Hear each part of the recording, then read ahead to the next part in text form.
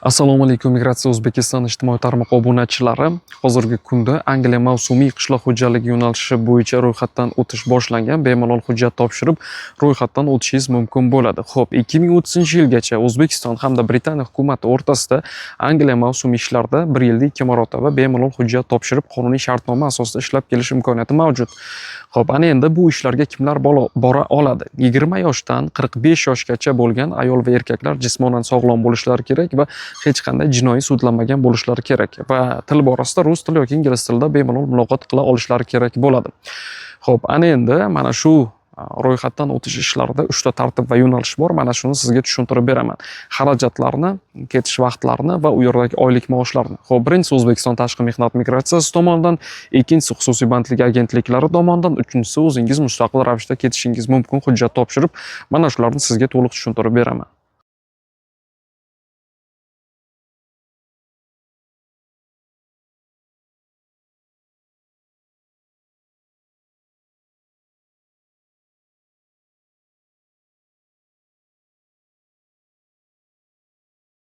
Xo'p, birinchisi O'zbekiston tashqi mehnat migratsiyasi tomonidan ketish xarajatlari $1800 dan $2000 bo'ladi. Xo'p, bunda siz o'zingizni yashab turgan viloyat markazingizga borasiz va migratsiya agentligining filiali bor. Masalan, Qashqadaryo, Qarshi, Samarqand viloyat Samarqand shahri, Andijon viloyat Andijon shahri. Mana shu migratsiya filialiga borib, Angliya mavsumiy yo'nalishi bo'yicha hujjat topshirishingizni aytasiz va ro'yxatdan o'tishingizni aytasiz. Ular sizga qanday hujjatlar kerak bo'lishini aytib berishadi va mana shu hujjatlarni ularga topshirganingizdan so'ng sizni ish beruvchi bilan bo'ladigan suhbatga belgilab qo'yishadi va suhbatlar boshlanganda hammaga e'lon berishadi va mana shu e'lonlar orasida, ro'yxatlar orasida siz ish beruvchi bilan suhbatga kirib chiqasiz. Suhbatdan o'tganingizdan so'ng esa sizga ishga taklifnoma beradi. Suhbat ingliz tili yoki rus tilida bo'ladi. Siz bu tilni o'zingiz tanlashingiz kerak bo'ladi. Rus tilida muloqot bo'lsa, ingliz tilini bilsangiz, xohlagan tilingizni tanlaysiz va suhbat siz o'zingizni tanishtiruvingizdan boshlanadi va mavsumiy qishloq xo'jaligi yo'nalishi bo'yicha bu ishlarni qayerdan topgansiz va kimdan xabar topgansiz va shu sohada birorta ish tajribangiz bormi deb rus yoki ingliz tilida suhbat bo'ladi. Mana shu suhbatdan o'tsangiz sizga ishga taklifnoma beriladi va borish va qaytish aviachiptasini sotib olasiz va Angliyada sizga mavsumiy 6 oylik ishchi vizasi beriladi. Hamma xarajatlar ichida Angliyaga yetib olguningizga qadar sizdan $1800-2000 atrofida xarajat ketadi. Hozir plus Telegram, kimda Telegram bo'lsa, mana shu ilovaga kirib olish kerak.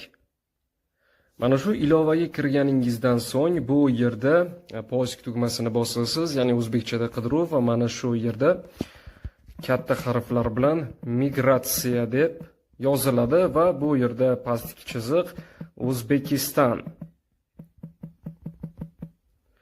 Xo'p, yozganingizda O'zbekiston migratsiyasi kelib chiqadi. Mana shu migratsiya O'zbekiston rasmiy Telegram kanalining ustiga bosganingizda bu yerda ishchi vakansiya Germaniya bo'yicha va balki Janubiy Koreya, Kanada, boshqa davlatlar bo'yicha, Birlashgan Arab Amirliklari va dunyo bo'yicha 30 ta davlatga yaqin mamlakatlar ichidan ishchi vakansiyalar taqdim etiladi. Oylik maoshlar, ketish xarajatlari hammasi to'liq aytib o'tilgan. Mana shu bu yerda qoldirilgan havola orqali onlayn ro'yxatdan o'tish havolasiga kirib, ro'yxatdan bemalol o'tishingiz mumkin bo'ladi, agarda sizga qaysidir davlatdagi bo'sh ish o'rni va vakansiya ma'qul kelsa.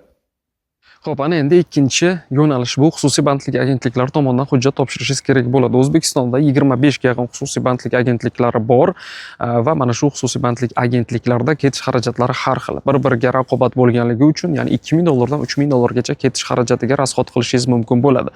Xo'p, bunda ham suhbat o'shanday davom etadi. Hujjat topshirishlari ham xuddi shunday, faqatgina firma to'lovi borligi uchun ketish xarajati qimmatroq. Ana endi sizga o'zingiz mustaqil ravishda 3-chi ketish yo'lini aytaman. Bu bizning migratsiya Alfa Telegram kanaliga obuna bo'lasiz. U yerda Angliya mavsumiy ishlari bo'yicha Angliya migratsiya sayt havolasi bor. U yerda Hops va boshqa firmalar tomonidan registratsiya qabul boshlanganligi haqida xabar beradi va siz ro'yxatdan o'tishingiz kerak bo'ladi. Ro'yxatdan o'tish, yoshingiz, ism familiyangiz, qaysi mamlakat fuqarosiz, hozir qaysi davlatdasiz, ishlab turgan telefon raqamingiz, qaysi tilni bilasiz va Angliya mavsumiy ishidan xabaringiz bormi? Mana shularni belgilab ish beruvchiga siz ishga bormoqchi bo'lganligingizni yozib qoldirasiz. U yerda esa ish beruvchining o'zining WhatsApp, imo va Telegram va elektron pochta manzillari bo'ladi. Mana shu manzilga xabar yo'llaysiz va siz bilan ish beruvchi o'rtasida suhbat belgilanadi. Mana shu suhbat ham xuddi o'shanday davom etadi. Suhbatdan o'tishingiz bilan sizga ishga taklifnoma beriladi. Xo'p, bu yerdagi oylik maoshlar sezonli mavsumiy ish bo'lgani uchun yozgi mavsumda deylik 1800 funt sterlingdan 2500 funt sterlinggacha topishingiz mumkin.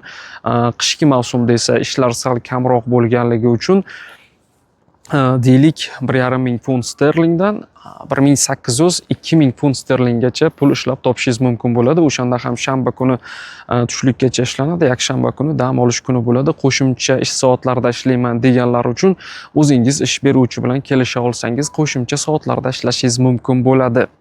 Xo'p, bizni Migratsiya O'zbekiston Telegram kanaliga obuna bo'ling. Mana shu yerda Angliyadan boshqa mamlakatlar, deyarli dunyo bo'yicha 60 ta mamlakatdan ish vakansiyalari keladi va talablar har xil 50 yoshgacha rus, ingliz, nemis, koreys, yapon tillarini bilsangiz ham boshqa mamlakatlarga ishga jo'nab ketishingiz mumkin bo'ladi. Xo'p, to'liqligicha ma'lumot berdim deb o'ylayman. Bizni Migratsiya O'zbekiston Telegram kanalimizni kuzatib boring va Migratsiya Alfa Telegram kanalimizga obuna bo'ling. Ko'rishguncha salomat bo'ling.